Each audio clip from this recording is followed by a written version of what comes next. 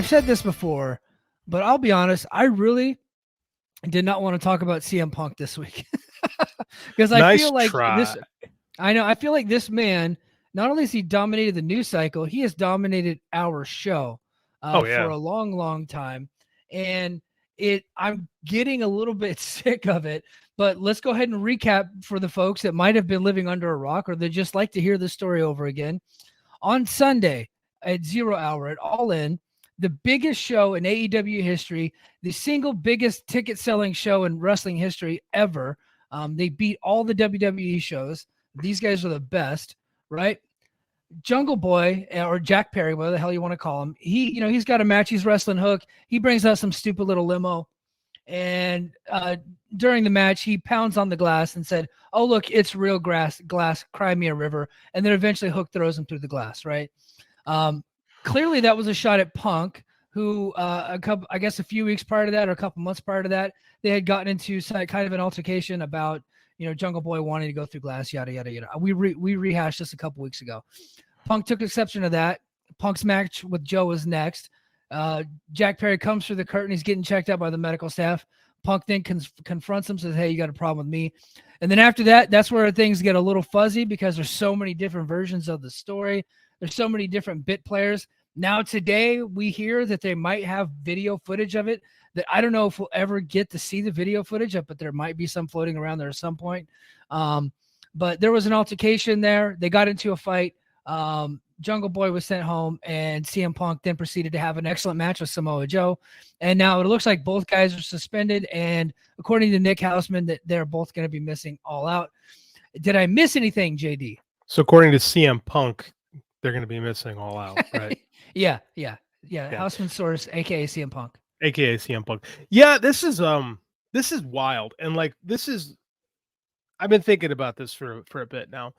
This is where we're at with this Punk thing, is that even when the man has a good idea, like the good idea in this case being, hey, don't go through plate glass, right? Yeah. Plate glass is made from sand. It cuts people. It really, really hurts.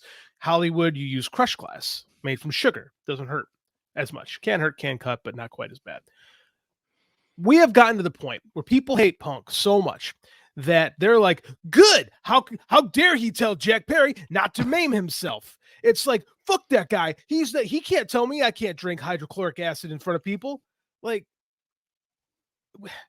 but at the same time, it's like, you did this to yourself, where now you've poisoned the well to the point where even good advice is going to be met with such vitriol.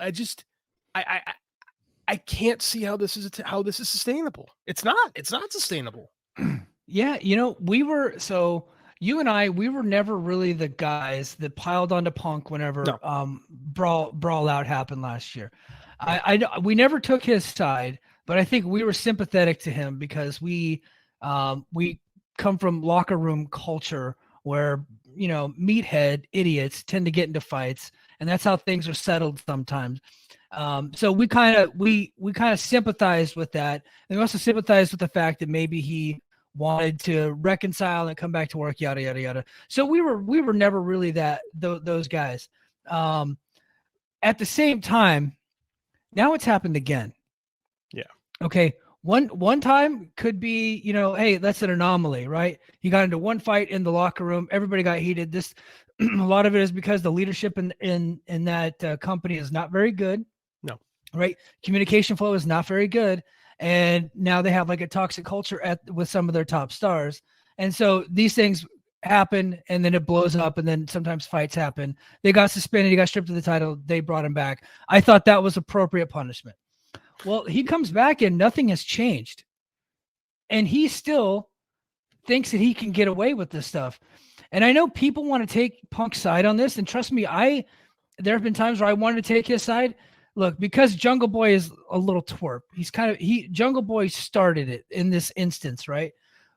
But Jungle Boy didn't go get in Punk's face. Jungle Boy didn't do any of that stuff. What he did was be an idiot on TV, and I get that. I don't agree with what Jungle Boy did.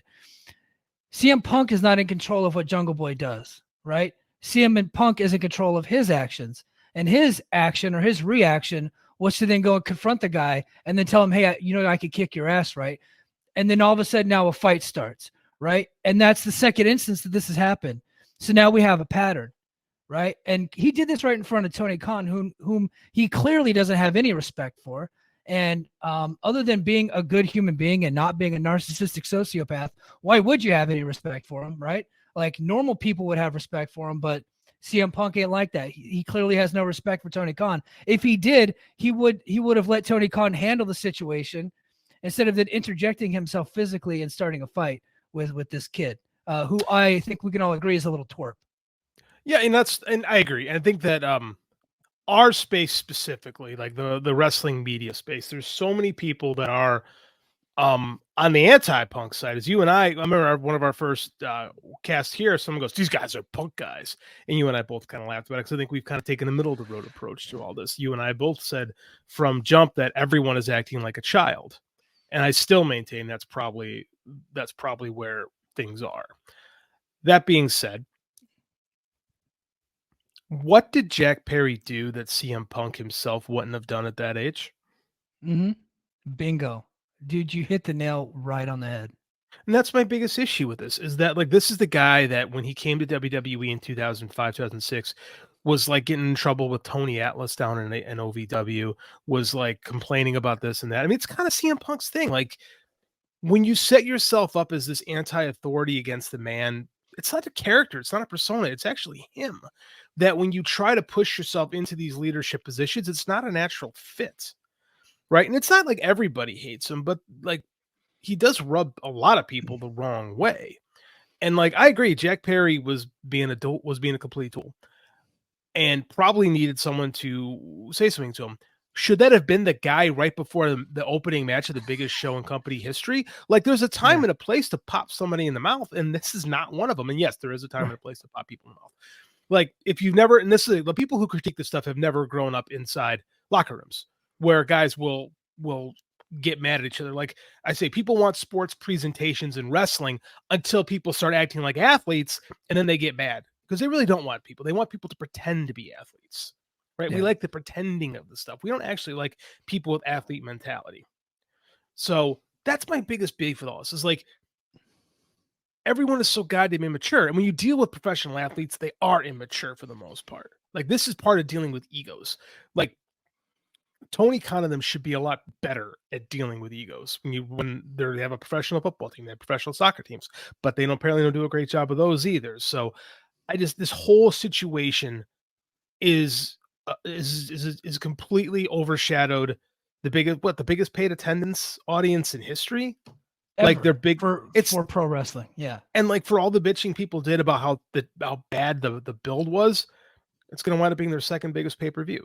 Like, but we're not talking about that. We're talking about how CM Punk had to get into a fight before the biggest match of his career. Like, I just don't get it, man. I just don't get how you can't go, I'll talk to this guy after the show. Right? You had to do it right then. You had to make a scene then. It's unbelievable. You know, and part of me, conspiracy Mike, I am susceptible to conspiracies. Yeah.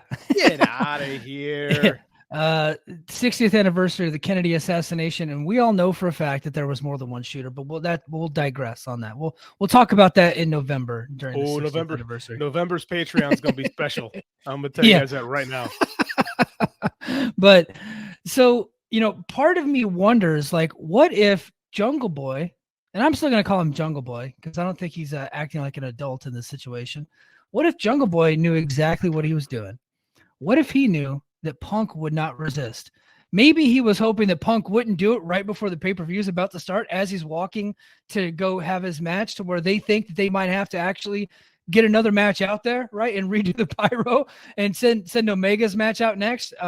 Or I think there was a rumor that like FTR and the Young Bucks were actually going to open the show because they couldn't figure out if Punk was actually going to go out or not, because at one point he had quit the company.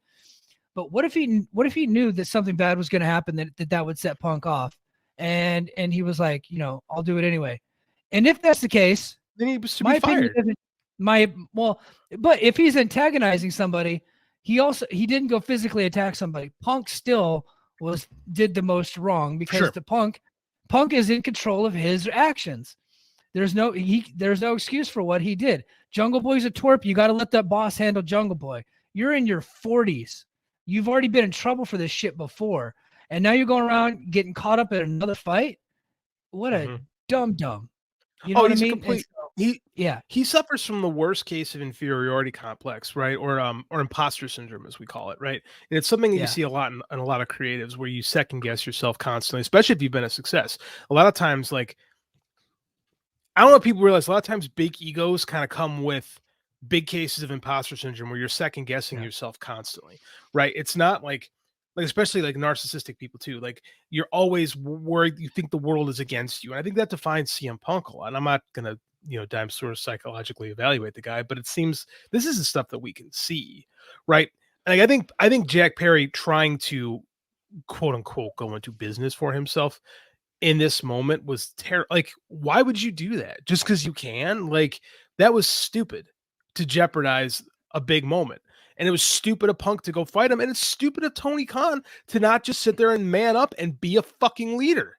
That's the biggest Yes. problem with all this this guy will not act like a leader, will not like you deal with young men. I deal with young men. This is what we do is you sit these fuckers down and you say, hey man, you time to grow up.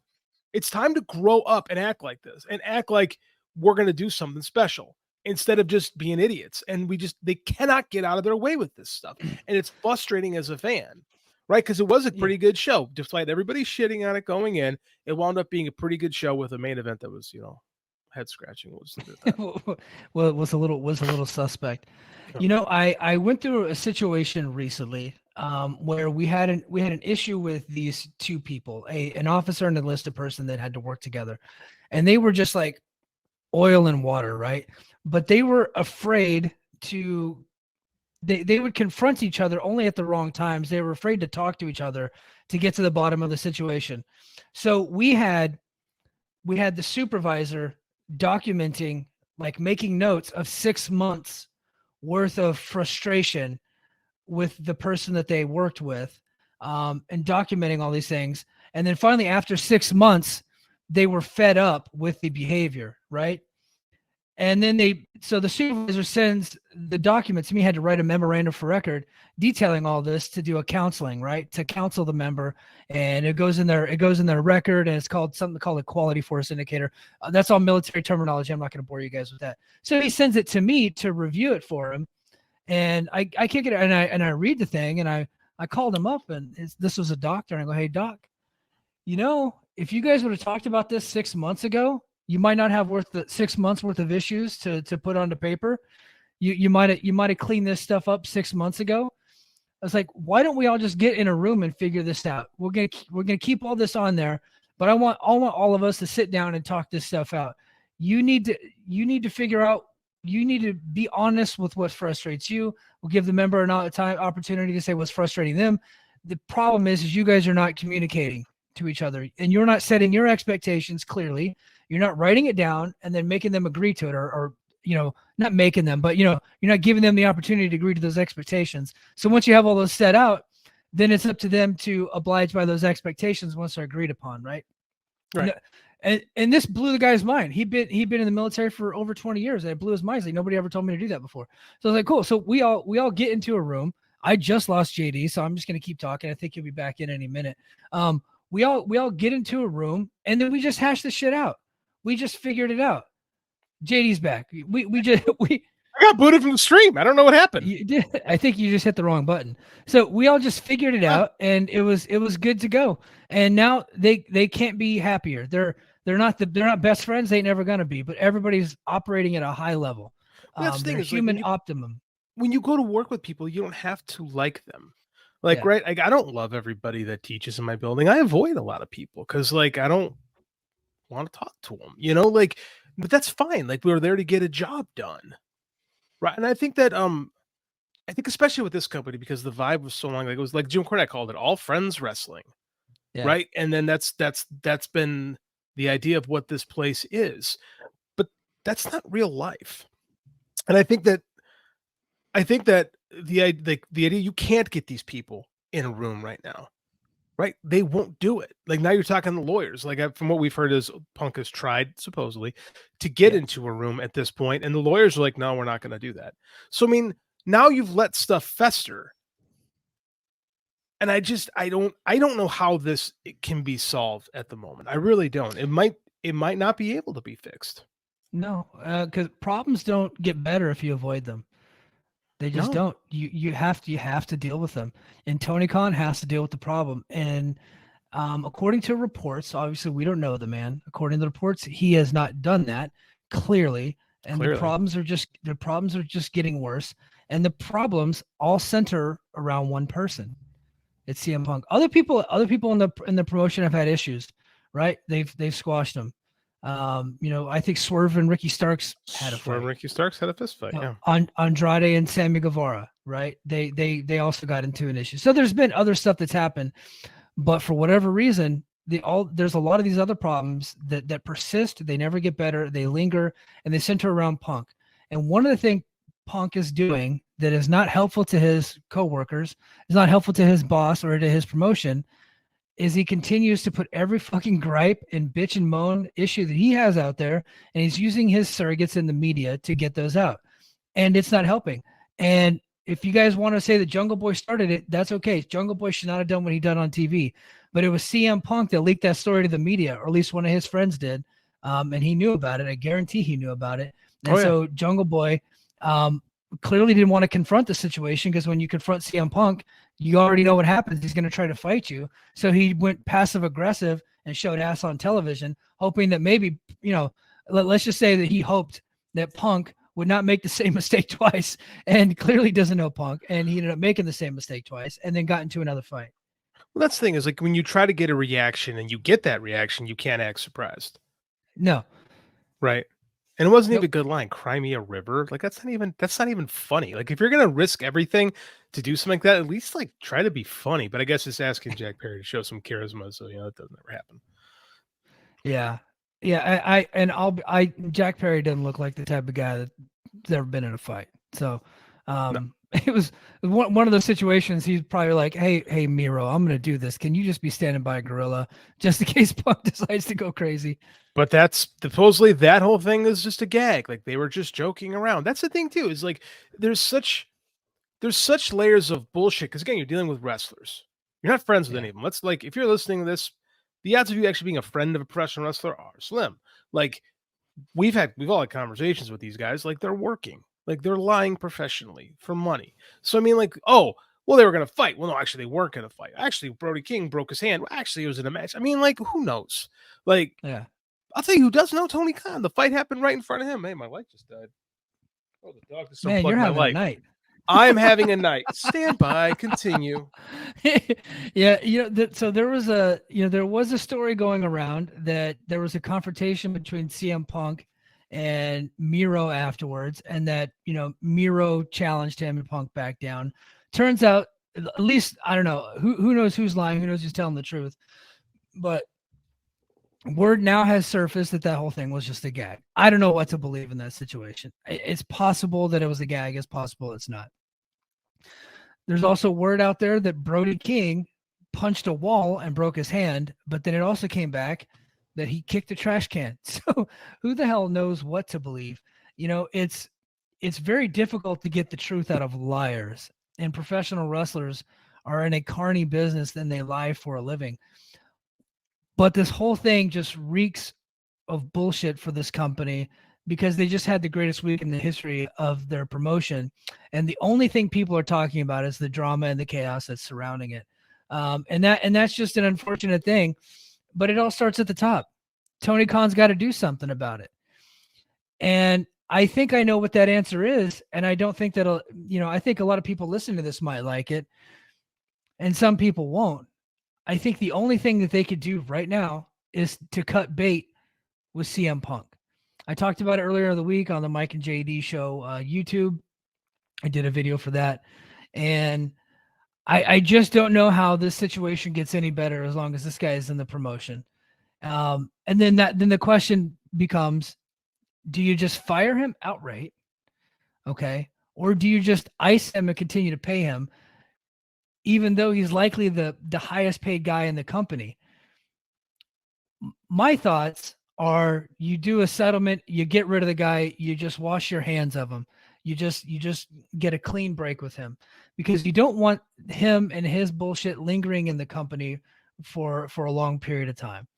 And people are going to say, "Well, what wouldn't you be worried if WWE got him?" If I'm Tony Khan, I'd be happy if WWE got him because he would know exactly what they're about to deal with.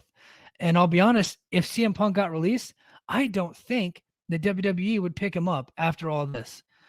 WWE for a long time was miserable. We heard story after story and issue after issue with people getting mad because they're stuck in catering. They can't get on TV. Vince and Triple H like their favorites and yada, yada, yada. Well, then they released a ton of people. And then a lot of people ended up over in AEW. Tony Khan just couldn't resist. And I don't blame him. A lot of great talents came over. But now you're seeing what happens when you bring in all those people. There's a reason why some of them got released. Some of them continue to be problems. CM Punk wasn't one of those people that got released in the pandemic. He's released before. But there's a reason why he was gone from WWE. There's a reason why Malachi Black was gone. There's a reason why Buddy Murphy got released. A reason why Andrade got released. Keith Lee's a different story. I think there's a health issue with Keith Lee. But you're starting to see a reason why a lot of these people got released, and now they're all in your promotion. And now your promotion is just riddled with drama all the time. He's going to have to do something about it. And I think firing someone's ass sends a message, right? I don't think icing him is the way to do it because you're just going to cost yourself money. I get it. He's a billionaire, but like JD said last week, AEW doesn't have an unlimited amount of resources. The Khan family does, but not AEW. They actually have a budget. So I think you reach a settlement with CM Punk, and then if you got some other pains in the asses, you let them go too, because I don't think WWE's picking up a bunch of people right now either. No, they're in the process of trying to get a merger done, so they're not going to be spending, and they're probably going to be cutting in the next few months when this merger is finished. So, sorry, as you can see, I got a completely different lighting setup now. As Mike can tell you, I spent an hour beforehand trying to get this thing right, and then this freaking ring light breaks in the middle of the freaking show. So, excuse me. Anyways, like you and I have gone back and forth on this. I have been a fan of how Tony Khan has decided to handle his roster and not releasing people. I've said, I think icing them is probably the better idea. Then you get them away. The problem is then everybody learns that they can kind of walk all over you. Yeah. Right. And I'll get paid. I'll just sit at home. And so fucking, you got to be like, so fucking what if a guy shows up on Triple H's TV and starts singing praises? Like, make a statement. You have to make a statement at some point. Like, this has gone on for too many times. Didn't we hear Andrade pissing off people again for some reason? Right? Wasn't that a story a couple weeks ago? Watch Collision this week and see if he has any promotional material. Watch it. Yeah. I doubt it. No, I mean, like, especially they're bringing Roosh back. So it's like Tony Khan seems to be a real nice guy. And I'm not saying you cannot be a nice guy and run a business. I'm saying you have to be a tough guy at some point. You have to lay the law down. And as a coach, I try to be a real nice guy to my kids. Like, I love them, right? You got to show the people that you care about love. But you got to show them tough love. And I don't think we get the tough part enough. Right? Yeah, he's not a tough guy, Tony Khan, but he can actually sit there and make a statement and just go, okay, you know what? You're done. Goodbye. You're done. We don't need this. Who he needs? Who he needs to hire to come in and run shop? You suggested Bill Watts. In the week, Bill Watts. You know who could be the modern day Bill Watts? Who's that? His name is Coach Doug Peterson. He is the head coach of the Jacksonville Jaguars. Oh, yes. Yeah.